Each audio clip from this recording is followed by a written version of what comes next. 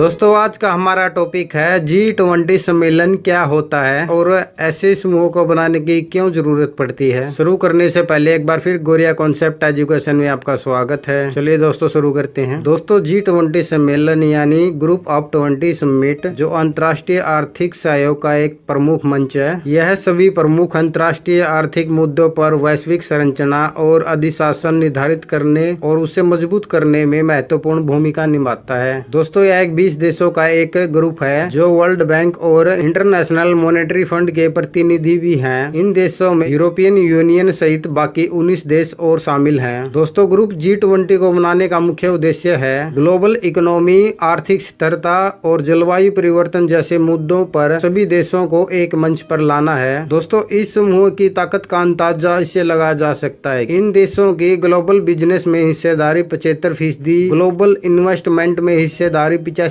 है और global GDP में भी हिस्सेदारी 85% है और विश्व की लगभग 2/3 आबादी है। G20 समूह की स्थापना 26 सितंबर 1999 में एशियाई वित्तीय संकट के बाद वित्त मंत्रियों और केंद्रीय बैंक के गवर्नरों के लिए वैश्विक आर्थिक और वित्तीय मुद्दों पर चर्चा करने के लिए एक मंच के रूप में की गई। इस समूह का कोई स्थायी सचिवालय नहीं है। दोस्तों G20 शिखर सम्मेलन का आयोजन हर साल अलग अलग देशों में किया जाता है। उसी देश का प्रमुख अध्यक्षता करता है। दोस्तों G20 में शामिल सभी देशों के राष्ट्र प्रमुख इस सम्मेलन में भाग लेते हैं। दोस्तों इसकी अध्यक्षता ट्रोइका प्रक्रिया द्वारा की जाती है, जिसका मतलब है पिछले साल का अध्यक्ष, वर्तमान अध्यक्ष और आने वाला अध्यक्ष ट्रोइका कहलाता है। दोस्तों यह ट्रोइका प्रक्रिया थी। दोस्तों भारत की अध्यक्षता के दौरान ट्रोइका में इंडोनेशिया, भारत और ब्राजील शामिल होंगे। पिछले साल इंडोनेशिया में G20 सम्मेलन हुआ और अब की बार भारत में और आगे ब्राजील में होगा। इन तीनों देशों के अध्यक्ष मिलकर ट्रोइका कहलाते हैं। शुरुआत में G20 व्यापक आर्थिक मुद्दों पर केंद्रित था। बाद में इसके एजेंडे पर विस्तार किया गया। इसमें व्यापार, जलवायु परिवर्तन, सतत विकास, स्वास्थ्य, कृषि, ऊर्जा, पर्यावरण, जलवायु परिवर्तन और भ्रष्टाचार विरोधी आदि को शामिल किया गया।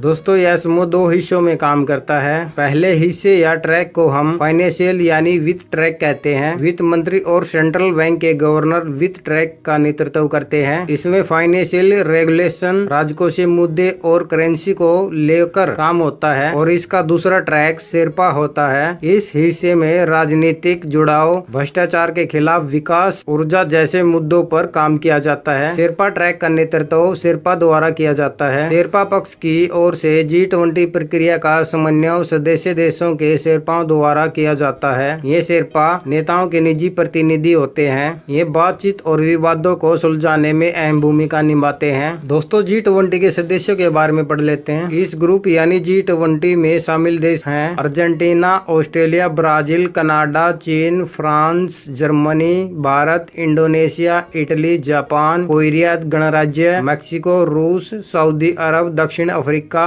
तुर्की, यूनाइटेड किंगडम और संयुक्त राज्य अमेरिका और यूरोपियन संघ शामिल हैं। दोस्तों ये G20 में शामिल देश हैं। दोस्तों इस ग्रुप में 19 देश और एक यूरोपियन संघ शामिल है। दोस्तों ये G20 से संबंधित कुछ महत्वपूर्ण जानकारी थी। दोस्तों दी गई जानकारी आपको पसंद आए तो चैनल को जरूर सब्सक्राइब करना, कमेंट करना, अपने दोस्तों में शेयर करना और वीडियो को जरूर लाइक करना। धन्यवाद दोस्तों चैनल पर प्रीवियस ईयर की परीक्षाओं में पूछे गए महत्वपूर्ण प्रश्नों के बारे में इसी तरह की वीडियो अपलोड की जाती हैं। अगर दोस्तों वीडियो पसंद आए तो चैनल को जरूर सब्सक्राइब करना। धन्यवाद दोस्तों।